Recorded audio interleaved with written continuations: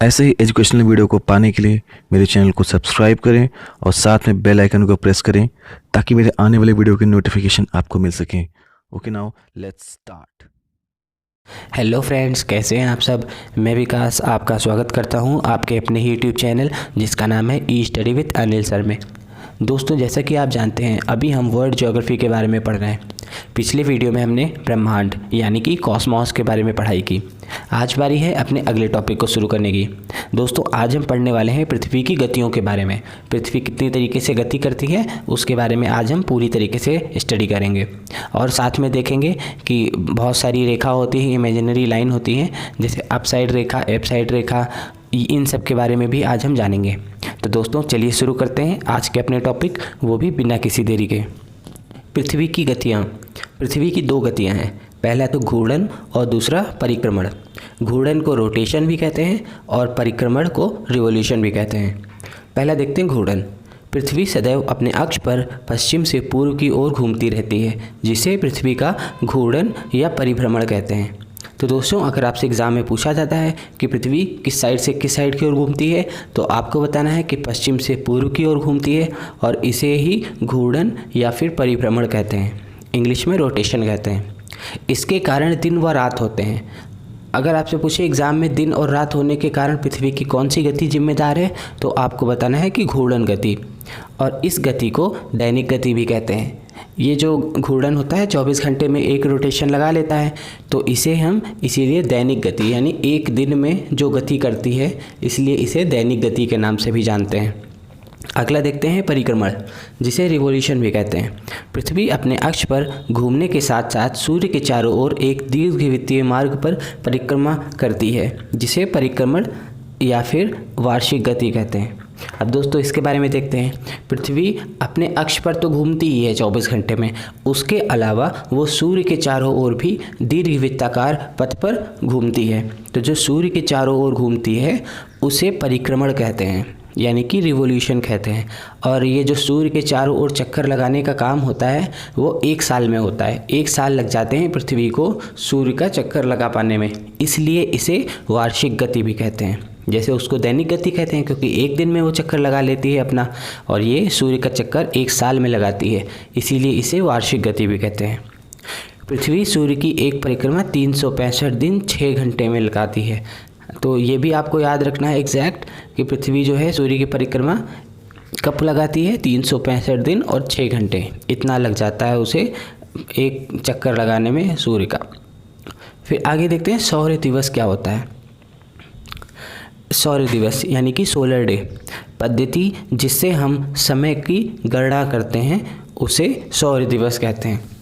मतलब वह पद्धति, वह टेक्निक जिससे हम लोग अपने समय की गणना करते हैं, समय कैलकुलेट करते हैं, टाइम कैलकुलेट करते हैं, उसे सौर दिवस कहते हैं। यह औसत समयावधि जिसमें पृथ्वी पर कोई देशांतर दूसरी बार सूर्य के सामने से गुजरता है, सौर दिवस कहलाता है। दोस्तों, जब आप अक्षांश और देशांतर के बारे में पढ़ेंगे तो आपको बहुत अच्छे से क्लियर हो जाएगा।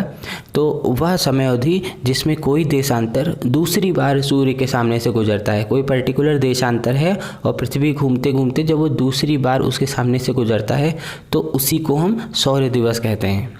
ठीक है। सौर दिवस की अवधि 24 घंटे की होती है। कितनी होती है? 24 घंटे। 24 घंटे में एक पर्टिकुलर देशांतर से दूसरी टाइम घूमने के बाद उसी देशांतर में आने में 24 घंटे लगते हैं। फिर अगला देखते हैं, उसे बोलते हैं नक्षत्र दिवस यानी कि साइड्रल डे। तो इसमें क्या होता है, किसी असीम दूरी पर स्थित तारे का किसी मेरिडियन पर पुनः आने के मध्य में समय अथवा पृथ्वी को अपने अक्ष पर 360 डिग्री घूमने के लिए लगने वाले समय को नक्षत्र दिवस कहा जाता है। दोस्तों, जैसे हमने सौर दिवस में सूर्य से कंपैरिजन किया, अब नक्षत्र दिवस में हम तारों से कंपैरिजन करते हैं। तो असीम दूरी पर, आपको पता है तारे बहुत दूरी पे होते हैं, जो जब कोई तारा किसी मेरिडियन पर एक बार के बाद पृथ्वी 360 डिग्री घूमती है, उसके बाद वापस उसी जगह पे कोई भी नक्षत्र फिर से आ जाता है, तो उसको क्या कहते हैं, नक्षत्र दिवस कहते हैं। और जो इसकी अवधि होती है वो होती है 23 घंटा 56 मिनट और 4.1 सेकेंड। मतलब इतनी देर में नक्षत्र एक मेरिडियन से वापस घूमने के बाद उसी मेरिडियन पे आ जाता है। ठीक है। इस तरह नक्षत्र दिवस और सौर दिवस में लगभग 4 मिनट का अंतर होता है। तो इस तरीके से हम देखते हैं 4 मिनट का अंतर हो जाता है नक्षत्र दिवस और सौर दिवस के भीतर। आई होप आपको क्लियर हो गया होगा। पृथ्वी के घूर्णन गति को किलोमीटर पर आवर में देशांतर को 24 घंटे से भाग देकर प्राप्त किया जा सकता है।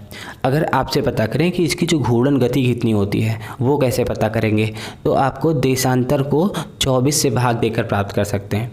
ठीक है, देशांतर को हम किसे 24 से डिवाइड करने पे हमें किलोमीटर पर आवर में पृथ्वी की घूर्णन गति प्राप्त हो जाती है। विषुवत रेखा पर घूर्णन गति 1667 किलोमीटर पर आवर की होती है। विषुवत रेखा ये सब हम लोग कब पढ़ेंगे, अभी हम लोग आगे इन सब चीज़ों के बारे में अपना टॉपिक क्लियर करेंगे। जो पृथ्वी के बीच से रेखा गई हुई है, इमेजिनरी लाइन पृथ्वी के बीच से, उसे विषुवत रेखा कहते हैं।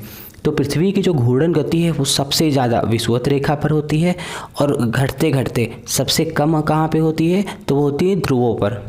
तो इसमें क्या लिखा हुआ है, पृथ्वी विषुवत रेखा पर घूर्णन गति 1667 किलोमीटर पर घंटे की होती है तथा ध्रुवों की तरफ घटते घटते शून्य पर पहुंच जाती है। ध्रुवों पर क्या होता है, पृथ्वी जो घूमती है वो शून्य, यानी कि वहाँ पे आपने पढ़ा होगा कि पृथ्वी का ध्रुवों पे क्या हाल होता है, 6 महीने दिन होता है, 6 महीने रात होता है, क्योंकि वहाँ पे तो घूमती नहीं है पृथ्वी। तो इसलिए क्या होता है कि जब पृथ्वी सूर्य के तरफ जाती है तो 6 महीने के बाद क्या होता है, उस डायरेक्शन में सन की लाइट पड़नी बंद हो जाती है।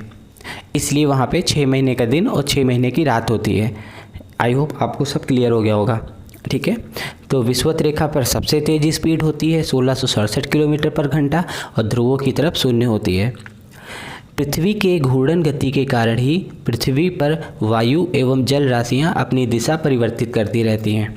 तो पृथ्वी में जो दैनिक गति यानी कि घूर्णन गति होती है, रोटेशन होता है, उसी के कारण पृथ्वी पर वायु और जल ये दोनों अपनी दिशा परिवर्तित करते रहते हैं। हम आगे चल के बहुत सारे इफ़ेक्ट पढ़ेंगे, जिसमें से एक इफ़ेक्ट होता है उसे बोलते हैं कोरियोलिसिस इफ़ेक्ट। तो इसी के कारण पृथ्वी में जो हवा और पानी होता है वो अपनी डायरेक्शन चेंज करते रहते हैं घूर्णन गति के कारण।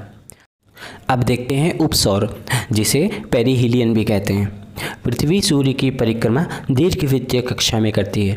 तो दोस्तों सबसे पहले तो आपको ये क्लियर होना चाहिए कि पृथ्वी जब सूर्य के चारों ओर घूमती है तो वृत्ताकार कक्षा में ना घूम करके दीर्घवृत्ताकार कक्षा में घूमती है, जिसके एक फोकस पर सूर्य होता है। तो उसके तरफ दूसरी साइड कौन होता है, सूर्य होता है। तो अभी क्या होता है, जब वृत्ताकार कक्षा में कोई भी चीज़ घूमती है तो उसका केंद्र यानी कि सूर्य, उससे दूरी निश्चित होती है, हमेशा उसकी निश्चित दूरी होती है। लेकिन जब वृत्ताकार कक्षा में ना घूमकर दीर्घवृत्ताकार कक्षा में घूमती है तो एक समय उसकी दूरी सबसे मिनिमम होती है और एक समय सबसे दूरी मैक्सिमम होती है। ठीक है, तो इसी को ध्यान में रखते हुए हम पढ़ेंगे। जब पृथ्वी सूर्य के अत्यधिक पास होती है तो उसे उपसौर कहते हैं। तो जब पृथ्वी घूमते घूमते सूर्य के बहुत ही पास में आ जाती है तो उसके बोलते हैं उपसौर। ऐसी स्थिति 3 जनवरी को होती है। ऐसी स्थिति में पृथ्वी और सूर्य के बीच की दूरी 14.70 करोड़ किलोमीटर होती है। तो अभी हमने देखा कि जब पृथ्वी घूमते घूमते सूर्य के बहुत ही पास में आ जाती है यानी कि 3 जनवरी के दिन, तो उनके बीच का डिफरेंस सबसे कम होता है, जो होता है 14.70 करोड़ किलोमीटर। तो ऐसी स्थिति को उपसौर यानी कि पेरिहीलियन कहते हैं। अब देखते हैं अगला, एपहीलियन यानी कि अपसौर। पृथ्वी जब सूर्य से मैक्सिमम दूरी पे होती है, अभी मिनिमम दूरी पे देखा, अब मैक्सिमम दूरी पे देख रहे हैं। तो जब पृथ्वी और सूर्य के बीच का डिफरेंस सबसे ज़्यादा होता है तो उसे उपसौर कहते हैं। ये कब होता है, 4 जुलाई के दिन। और इनके बीच का जो डिफरेंस होता है, इनके बीच का जो डिस्टेंस होता है वो होता है 15.21 करोड़ किलोमीटर। ठीक है, अभी हमने ऊपर देखा था 3 जनवरी के दिन और वो 14.70 करोड़ किलोमीटर था, और यहाँ पे हम देख रहे हैं 4 जुलाई के दिन जो कि 15.21 करोड़ किलोमीटर है। ठीक है, तो इसे बोलते हैं अपसौर। तो आई होप आपको क्लियर हो गया होगा। उपसौर में दूरी क्या होती है, सबसे मिनिमम होती है, और अपसौर में क्या होती है, दूरी सबसे मैक्सिमम होती है। उपसौर 3 जनवरी को होता है, अपसौर 4 जुलाई को होता है। यानी कि 3 जनवरी वाले दिन पृथ्वी सबसे पास में होती है सूर्य के, और 4 जुलाई के दिन सबसे ज़्यादा दूर में होती है।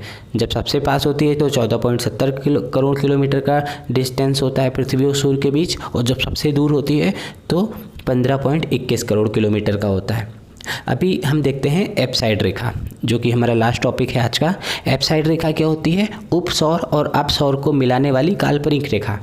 यानी कि उपसौर और अपसौर को जब हम मिला देते हैं तो उसे बोलते हैं एपसाइड रेखा। तो उपसौर तथा अपसौर को मिलाने वाली काल्पनिक रेखा जो सूर्य के केंद्र से होकर गुजरती है उसे एपसाइड रेखा कहते हैं। तो अभी हमने देखा कि जब हम उपसौर और अपसौर को मिला देते हैं जो कि सूर्य के केंद्र से होकर जाता है, तो ऐसी इमेजिनरी लाइन को एपसाइड रेखा कहते हैं। ठीक है, यानी कि 3 जनवरी और 4 जुलाई वाले समय जो पृथ्वी जहाँ भी होती है उस समय से एक हम अगर रेखा खींचें जो कि सूर्य के केंद्र से होके ही जाएगी तो उससे बोलते हैं एपसाइड रेखा। तो आई होप आपको आज का टॉपिक सारे बहुत ही क्लियर हो गए होंगे, और अगर कुछ भी आपसे एग्ज़ाम में पूछा जाता है तो आप उसको आसानी से हल कर सकते हैं। तो दोस्तों फिर इसी के साथ ही आज का वीडियो हम यहीं समाप्त करते हैं। अगर आपको वीडियो अच्छा लगा है तो लाइक का बटन ज़रूर प्रेस करें, और अपने कमेंट्स के माध्यम से हमें सुझाव भी दे सकते हैं कि हम और कौन कौन से टॉपिक लेके आएँ और अपने चैनल में क्या इम्प्रूवमेंट कर सकते हैं। तो चलिए दोस्तों, ऐसे ही पढ़ते रहिए, हंसते रहिए, मिलते हैं अपने अगले टॉपिक में। धन्यवाद।